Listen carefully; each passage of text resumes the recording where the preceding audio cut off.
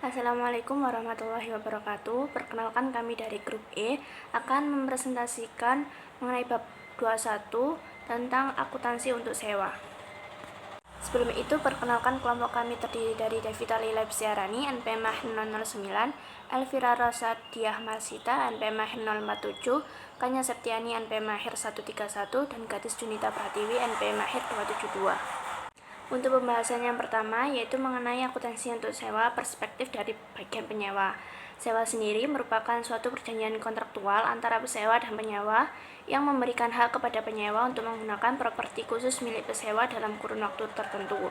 Ada beberapa kelebihan sewa bagi seorang penyewa, yaitu yang pertama, 100% pembiayaan dengan tarif tetap. Yang kedua, proteksi terhadap keusangan. Yang ketiga, fleksibilitas. Dan keempat, agrikultur. Ada pandangan mengenai pengapitalisasian sewa bagi seorang penyewa, yaitu yang pertama, jangan mengapitalisasi aset sewa apapun. Yang kedua, sewa mirip dengan pembelian cicilan.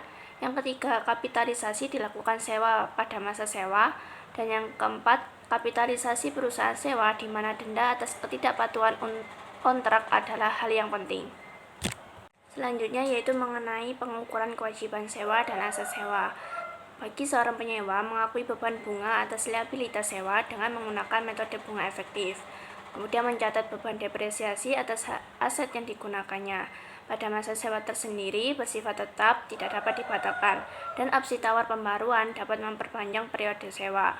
Pembagian sewa dibagi menjadi 4, yaitu ada pembayaran tetap, pembayaran bervariasi berdasarkan suatu indeks atau tarif, nilai sisa yang dijamin, dan pembayaran yang berkaitan dengan pembelian atau opsi pemutusan kontrak.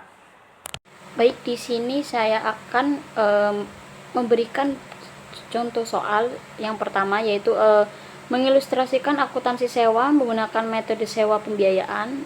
Asumsikan bahwa CNH Capital NLD, anak perusahaan CNH Global, dan Ivanhoe Mines Ltd CAN menandatangani perjanjian sewa tertanggal 1 Januari 2022 yang mengharuskan CNH menyewakan Backhoe ke Ivanhoe mulai 1 Januari 2022. Syarat dan ketentuan perjanjian sewa dan data terkait lainnya adalah sebagai berikut. Jangka sewa adalah 5 tahun, perjanjian sewa tidak dapat dibatalkan, dan mengharuskan pembayaran sewa yang sama sebesar 20.711,11 euro di awal setiap tahun, berdasarkan anuitas jatuh tempo. Backhoe tersebut memiliki nilai wajar pada awal sewa sebesar 100.000 euro, estimasi umur ekonomis 5 tahun, dan nilai sisa terjamin sebesar 5.000 euro. Ivanhoe memperkirakan bahwa kemungkinan besar nilai sisa yang diharapkan pada akhir sewa akan lebih besar daripada jumlah terjamin sebesar 5.000 euro. Kontrak sewa tidak memuat opsi perpanjangan. Backhoe akan kembali ke CNH Capital setelah kontrak sewa terakhir. Tingkat pinjaman tambahan Ivanhoe adalah 5% per tahun. Ivanhoe mendepresiasi peralatan secara garis lurus. CNH menetapkan tarif sewa tahunan untuk memperoleh tingkat pengembalian sebesar 4% per tahun. Ivanhoe mengetahui tarif ini. Kemudian di sini ada pembahasan dari soal yang telah saya bacakan tadi, yaitu Ivanhoe menghitung liabilitas sewa dan jumlah yang dikapitalisasi sebagai aset hak pakai. Nah, perhitungannya itu 20.711,11 tadi pembayaran setiap periodenya dikali dengan present value of annuity due of 145 periode at 4%. Nah, jadinya itu 20.711,11 dikali 4,62990. Itu dari present value of annuity itu 5 periode 5 tahun tadi dengan bunganya 4%, menghasilkan 95.890,35. Kemudian Ivanhoe mencatat sewa pembiayaan tanggal 1 Januari 2022 itu sebagai berikut, yaitu right of use asset pada lease liability sebesar 95.890,35. Kemudian Ivanhoe mencatat pembayaran sewa pertama tanggal 1 Januari 2022 yaitu lease liability pada cash sebesar 20.711,11. Kemudian pembahasan selanjutnya itu jurnal untuk mencatat akrual bunga pada 31 Desember 2022. Jadi kan setiap tahun ada maksudnya Ivanhoe itu mencatat akrual bunganya. Di sini pada gambar sudah ada schedule. Jadi jurnalnya itu interest expense pada lease liability sebesar 3.000,17. Nah, itu dari di schedule pada tanggal 1 Januari 2023 itu ya, 3.000 itu dari situ. Kemudian Ivanhoe itu mencatat depresiasi atas aset hak pakai dengan metode garis lurus tanggal 31 Desember 2022, yaitu jurnalnya adalah depreciation expense pada right of use asset sebesar 19.178,07.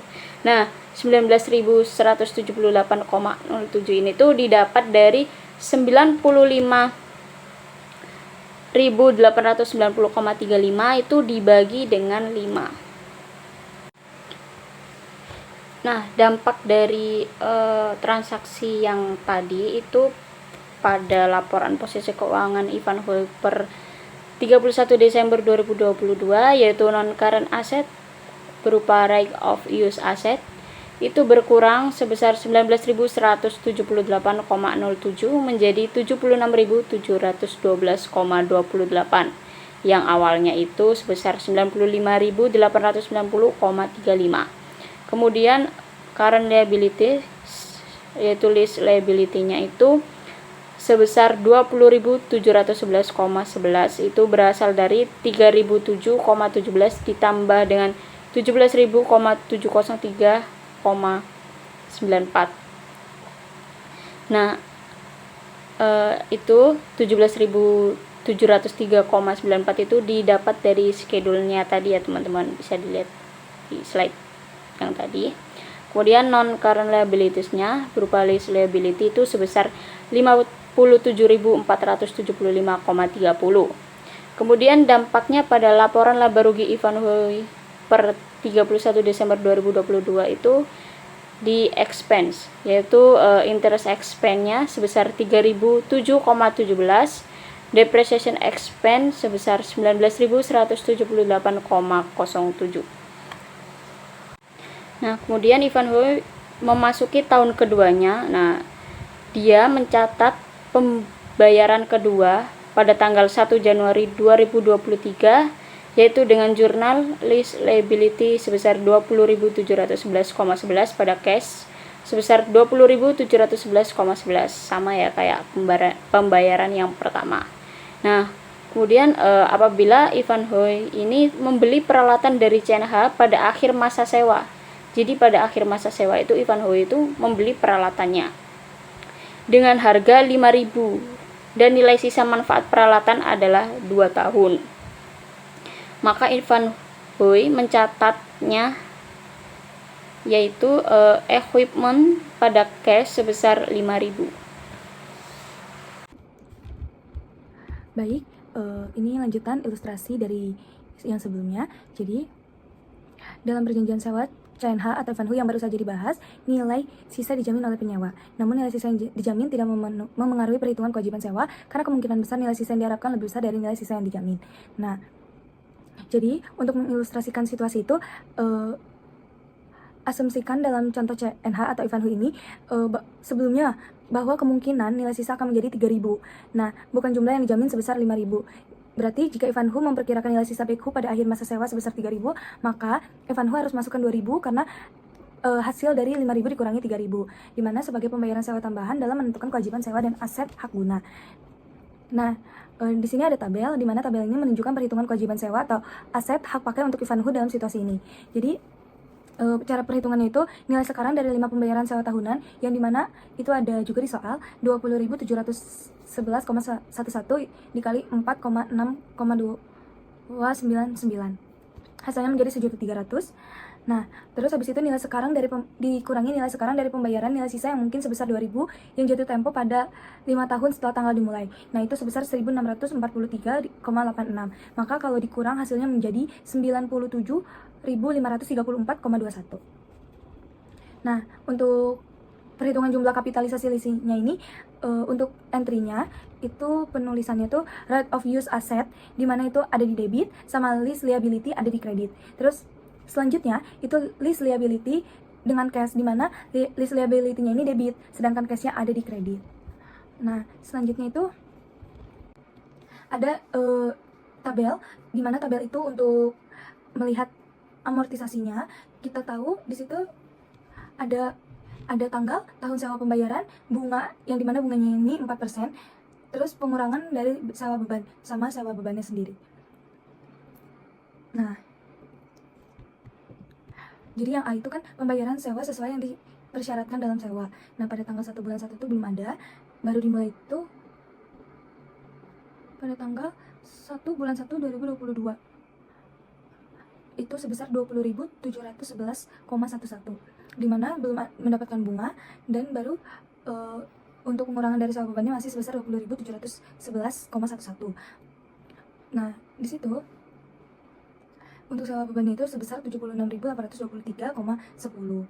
Nah, habis itu tanggal 1 bulan 1 tahun selanjutnya itu 2023 itu juga tetap 20.711,11, namun sudah mendapatkan bunga. Bunganya itu sebesar 3.072,92. Nah, untuk pengurangan dari sewa bebannya itu sebesar 17.638, seperti yang sudah diterangkan di bawah juga, itu hasilnya dari A dikurangi B. Nah, setelah itu maka sewa bebannya itu sebesar 59.184,91. Jadi itu didapat dari 76.823 dikurangi sama 17.638. Nah, itu sampai tanggal 1 bulan 1 2027. Nah, karena tanggal 1 bulan 1 2027 ini diminta untuk 2.000, karena Ivanhoe memasukkan uang sebesar 2.000, maka bunganya itu sebesar 76,82, dan pengurangan dari sewa bebannya itu sebesar 1.923.000, karena 2.000 dikurangi sama 76. Nah, setelah itu untuk sewa bebannya 0. Maka selanjutnya itu ada jadwal amortisasi sewa untuk penyewa, di mana yang pertama, Ivanhoe mengharapkan untuk membayar 2.000 pada akhir sewa terkait dengan nilai sisa yang terjamin. Yang kedua, Ivanhoe tidak memperkirakan akan berutang pembayaran tambahan untuk jaminan nilai sisa. Maka ada tabel juga, tabel perbandingannya bisa kita lihat sendiri, di mana kalau semisal dia tanpa 2.000 itu ada yang di sebelah kanan, dan yang memakai 2.000 itu di sebelah kiri, di mana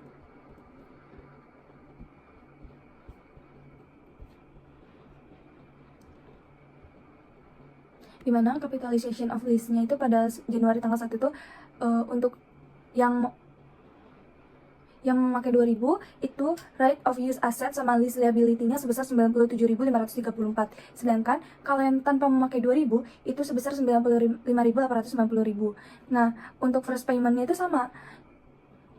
Yang membedakan itu ada di adjusting entry of accrued interest, terus ada juga di entry to record depreciation of the raw asset, sama itu pun berbeda. Nah, maka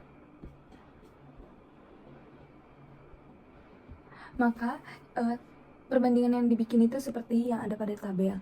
Nah, selanjutnya itu ada entry jurnal nilai residu terjamin, di mana mengikuti entry serupa di tahun-tahun sewa berikutnya dan menggunakan jumlah yang sama di akhir jangka waktu sewa, yang dimana 1 Januari 2027.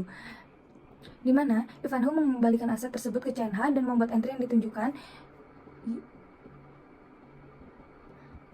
Nah, jadi kalau untuk yang memakai 2.000 itu dia mempunyai jurnal, tapi untuk yang tidak memakai 2.000 dia tidak menggunakan jurnal. Jadi nilai residu terjamin itu jika memang ada nilai sisanya. Baik, selanjutnya akan dijelaskan oleh rekan saya. Selanjutnya terdapat contoh soal 3, nilai sisa yang tidak dijamin atau uncreated residual value. Misalnya Hathaway Disposal adalah sebagai pesewa dan Marks and Spencer PLC sebagai penyewa. Menandatangani suatu perjanjian sewa pada tanggal 1 Januari 2019. Perjanjian sewa menjelaskan bahwa Hathaway akan memberikan hak pakai atas salah satu dari peralatan standar cardboard compactors untuk digunakan oleh salah satu toko milik MNS. Informasi yang relevan dengan perjanjian sewa tersebut sebagai berikut. Yang pertama, masa sewa adalah 3 tahun, tidak dapat dibatalkan. Pembayaran sewa sebesar 17.620,08 dilakukan pada awal tiap tahun. Yang kedua, terdapat peralatan kompakter memiliki harga pokok dan nilai wajar di awal masa sewa 60.000, estimasi masa ekonomis adalah 7 tahun dan nilai sisanya itu 12.000, tidak dijamin. Selanjutnya ada perjanjian sewa tidak memiliki opsi pembaruan. Peralatan kompakter dikembalikan kepada Hathaway pada saat perjanjian sewa berakhir. Lalu suku bunga implisit sewa tidak diketahui oleh MNS, sedangkan suku bunga pinjaman incremental MNS adalah 6%.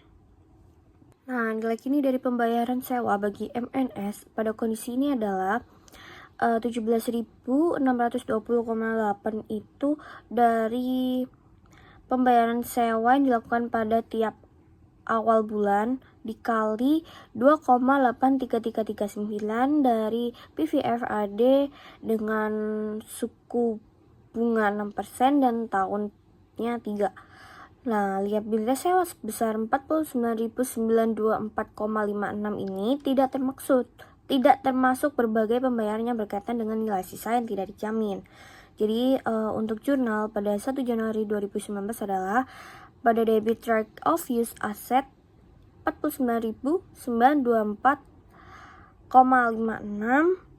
pada list liability 49.924,56. Lalu list liability 17.620,56 pada cash 17.620,56. Selanjutnya ada list amortization schedule annuity deposits. Jadi untuk perhitungannya itu ada list payment bagian A, itu sudah diketahui pada soal sebelumnya. Lalu ada interest on liability, itu sebesar 6%. Jadi 6% ini dikali list liability pada date sebelumnya. Selanjutnya ada reduction of list liability. Ini tuh dihitung dengan cara list payment dikurangi interest on liability, jadi A kurangi B. Dan terakhir ada list liability, itu dari list liability pada date sebelumnya dikurangi reduction of list liability pada date selanjutnya. Nah, selanjutnya berikut ada jurnal pada tahun 2019, 2020, dan 2021.